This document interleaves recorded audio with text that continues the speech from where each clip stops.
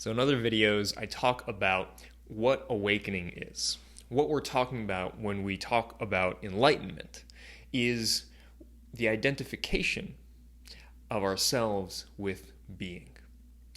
It's, as Alan Watts says, you are it.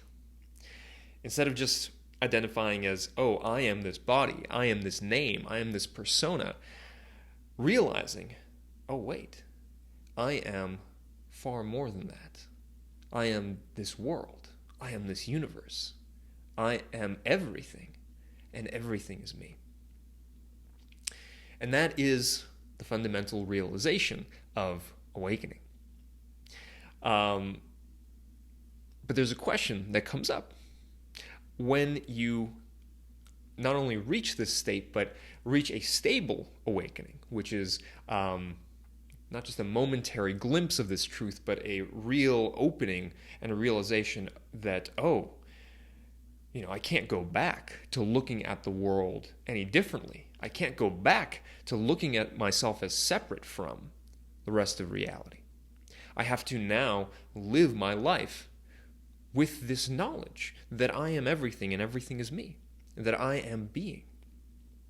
Or in other words, a metaphor that I like to use, I am not the ripples, the patterns of words, thoughts, emotions, actions that permeate the universe. I am the water underneath those ripples. That is what I truly am. So there's a question that comes up. When you have this realization, how do you live? How do you live as water? And that's what I want to talk about in this video. How do you live in light of this realization that you are being itself? So the way that we move forward, and first of all, I want to say that this can be a very joyous, amazing, eye-opening, heart-opening experience, and it can also be incredibly distressing. Awakening can bring up a lot of fear, especially if you haven't built up to it step by step, but just kind of it's happened to you on its own, or maybe in a psychedelic experience, or some kind of maybe you've been working with meditation and this just opens up spontaneously for you. It can be very distressing because you lose a lot of sense of what is north, what is up, what's down, who am I, what does my name even mean? My whole existence is suddenly, radically blown open. And this question of how do we live from this place becomes important. And the way that we live in light of this realization is that we align our life with this truth. And this alignment of our life with the truth that we are all fundamentally being itself, it can be a life's journey. It is aligning our psychology, our way of speaking and interacting with the world around us. It is aligning these two, and it is something that this is where the real work comes in. People think that enlightenment is a single moment and then it's done. No. We have an awakening experience, a realization of our true nature, and then the work comes along of how to align our life with this realization. And this alignment, what we're really talking about is aligning the life we're living with our true self. Some people call this true self, self with a capital S, or soul, or Atman. But all of these definitions, all these words, really, they get at the same thing, that we have a central core self to us. And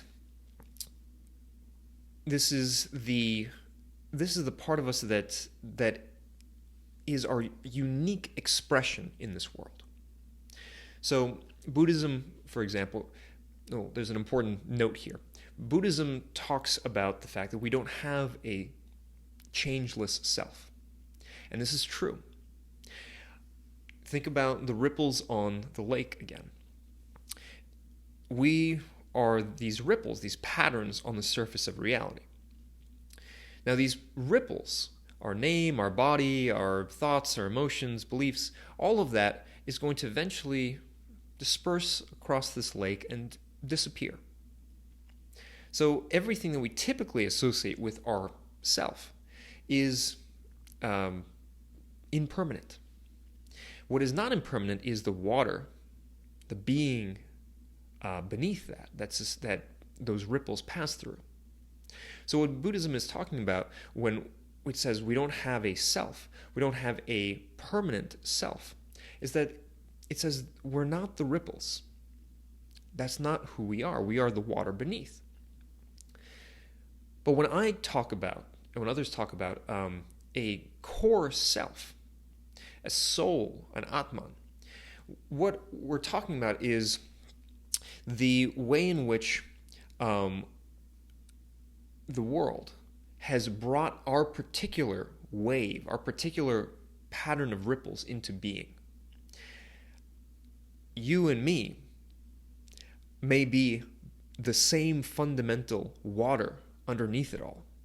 But the way that I look and the way that I, history, my culture, my family, all my life experiences have given rise to this incarnation of reality is different than the way that your history, your culture, your family, your experiences have given rise to your particular ripples, your particular waves as you move through the water, as you move through being.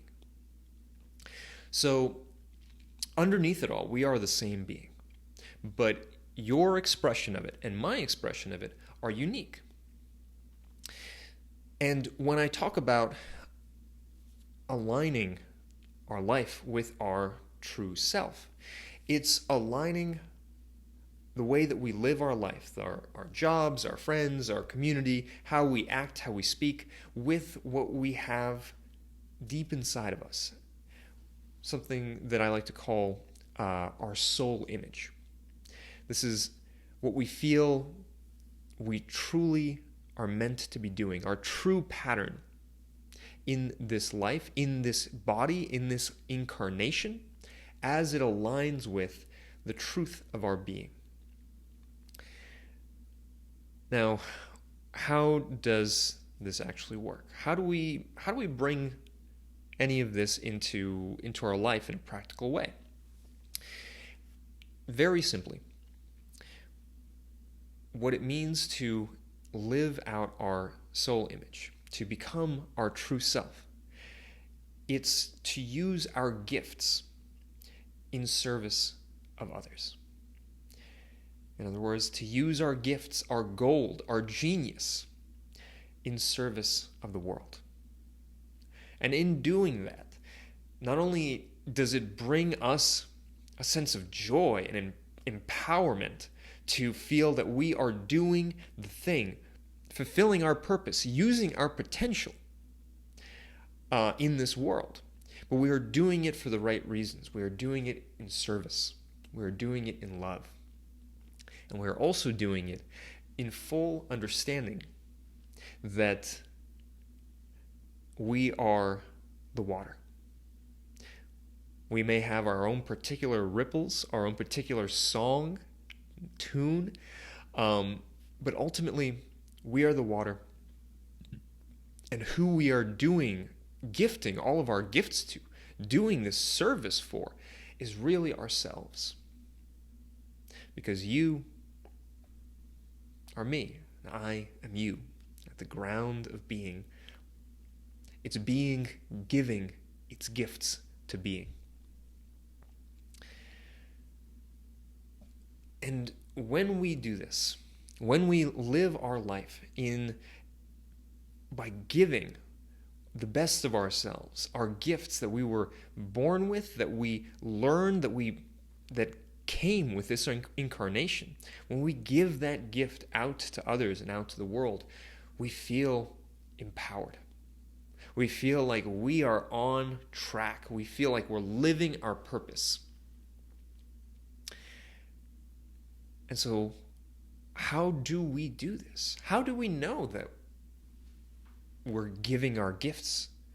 How do we know what gifts we even have to give, or what service even looks like?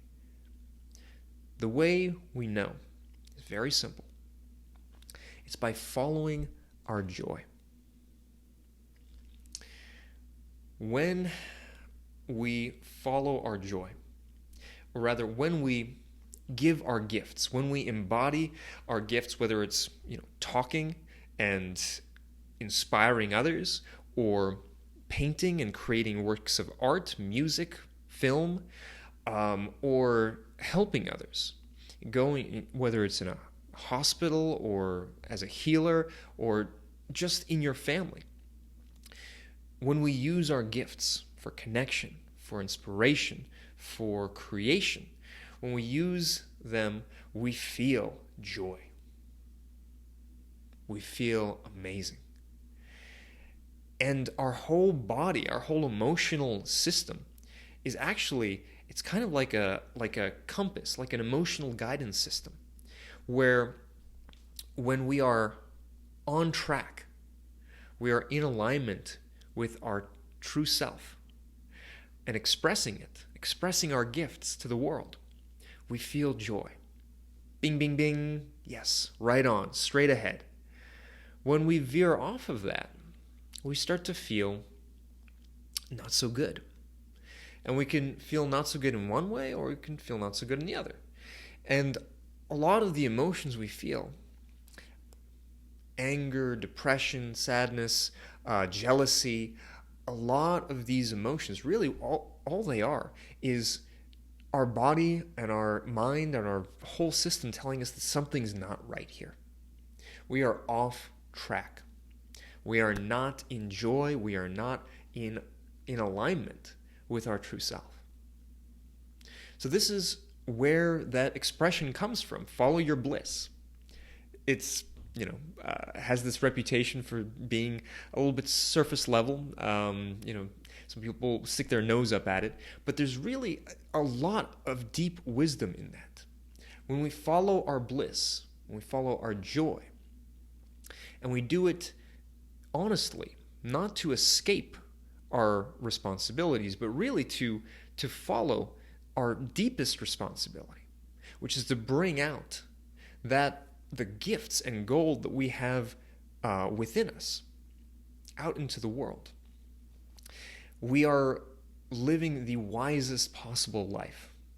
We are bringing the greatest amount of love into the world. And so there's another caveat here that I want to point to. I'm not saying that you should never feel sadness. I'm not saying that you should never feel anger. What I'm saying is that there is a way to feel these other emotions that are still joyous at their base.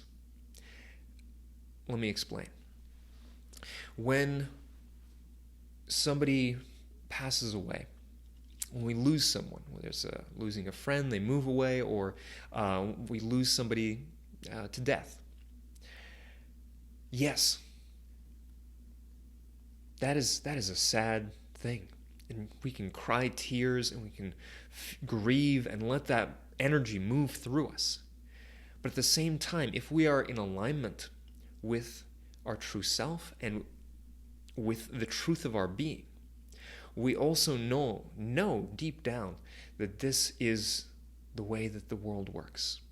These are the cycles of nature.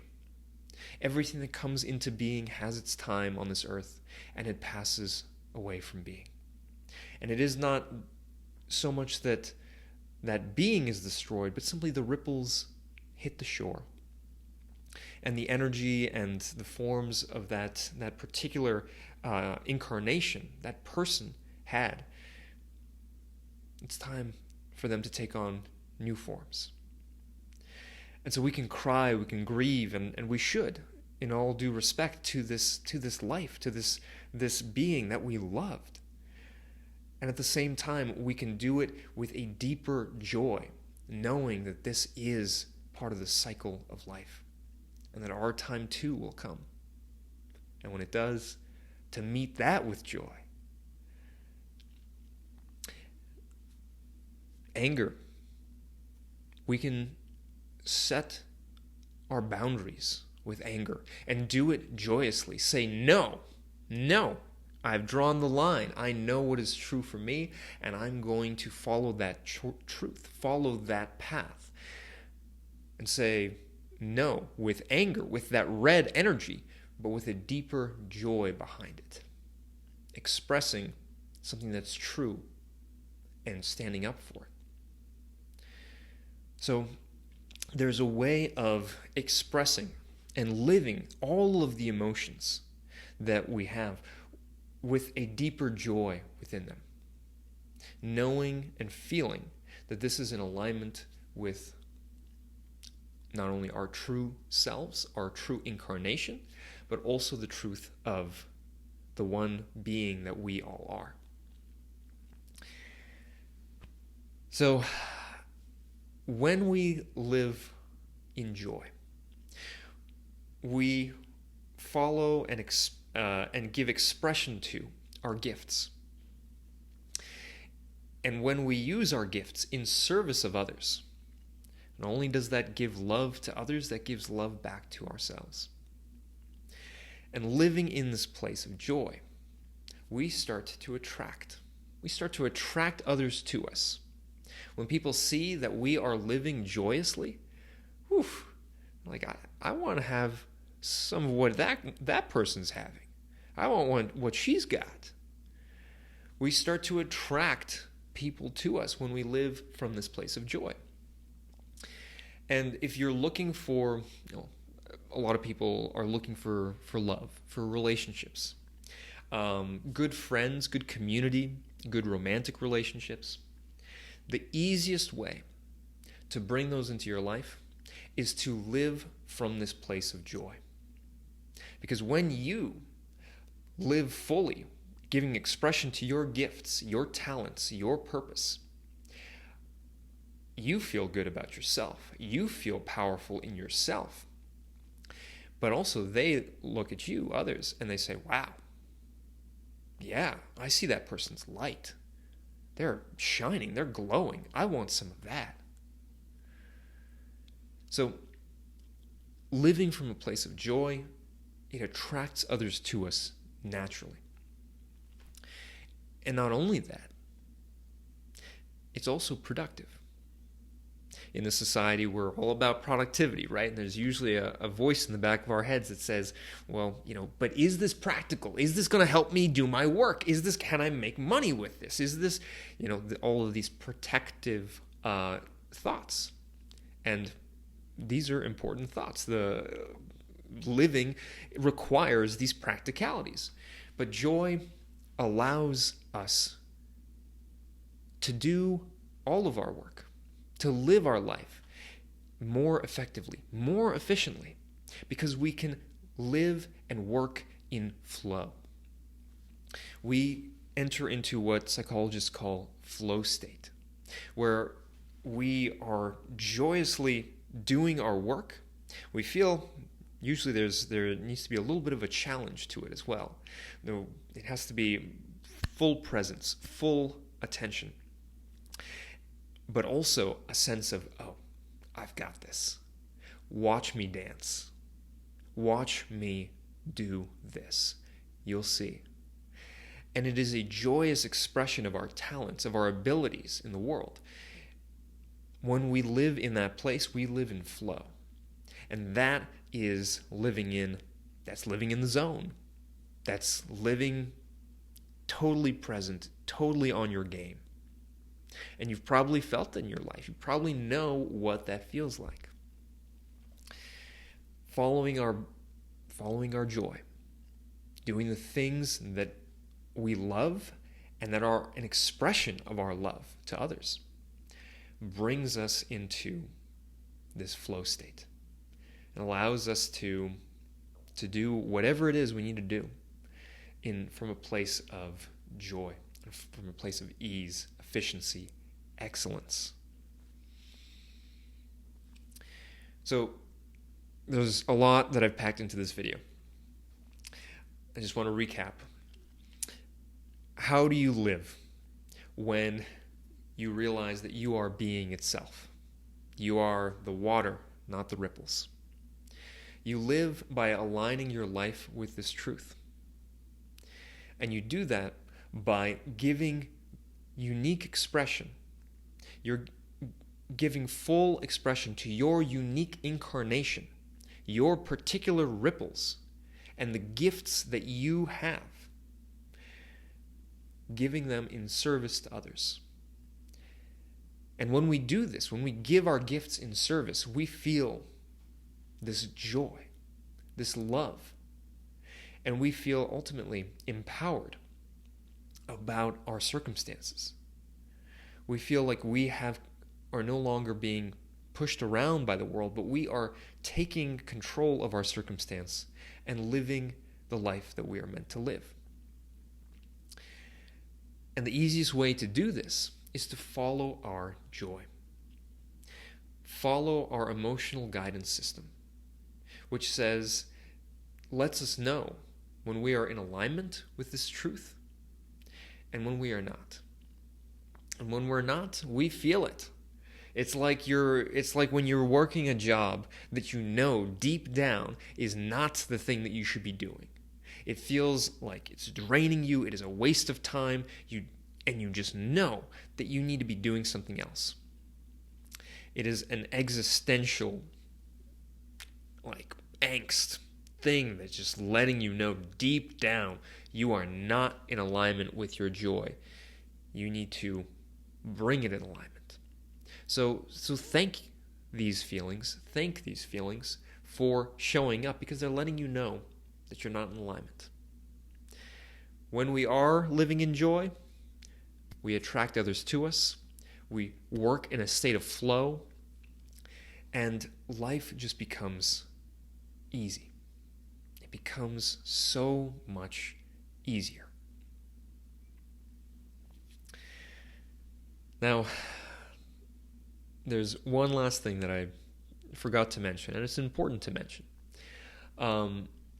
Sometimes we start off, we follow our joy, and we see this sense of inspiration ahead of us. And we're like, oh my God, that's the thing I need to be doing.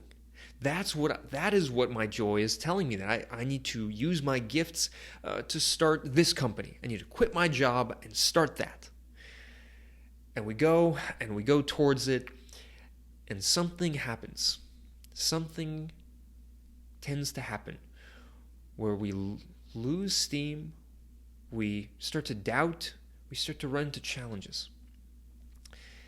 And I want to talk about what happens when we follow our joy, we follow our gifts in service to the world, and that happens. Because a lot of people end up running into that, and a lot of people don't understand what to do next, and they feel like they've failed, and they feel like they